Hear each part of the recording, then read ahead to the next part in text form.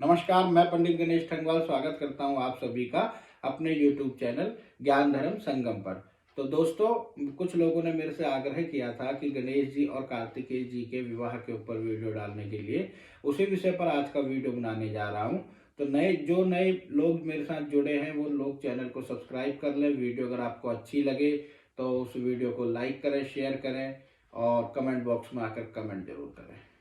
तो दोस्तों, एक बार क्या होता है कि जब गणेश जी और कार्तिकेय जी युवा हो जाते हैं तो उनके विवाह के लिए विचार किया जाता है। तो माता पार्वती और भगवान शिव शंकर जी उनके विवाह के विषय में उनसे आपस में विचार करते हैं। तो जब इस तरह की बातें आती हैं तो विचार किया जाता है कि भाई कार्तिकेय भगवान जी जो हैं गणेश भगवान जी से बड़े हैं, तो पहले कार्तिकेय भगवान जी का विवाह किया जाए। परंतु जब गणेश जी को ये बात पता चलती है तो गणेश जी भी जिद करने लगते हैं और कहते हैं कि पहले मेरा विवाह होना चाहिए।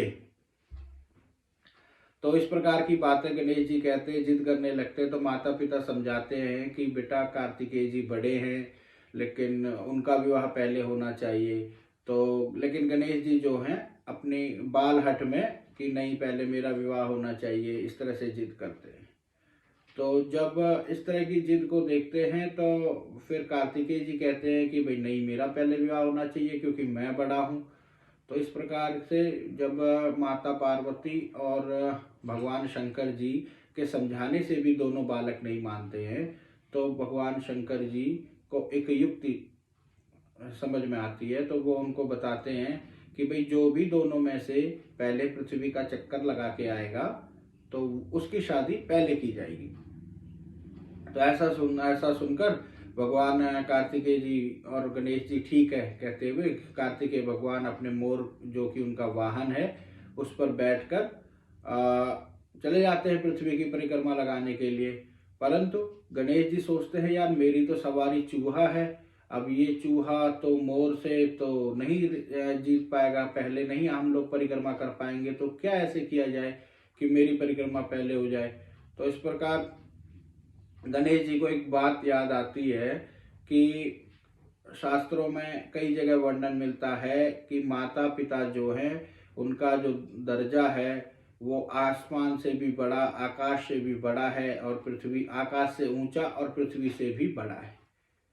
तो जब ऐसी बात उनको सोचते हैं तो उनको एक युक्ति समझ में आती है और वो खुशी से अपने माता पिता की परिक्रमा करते लगते हैं।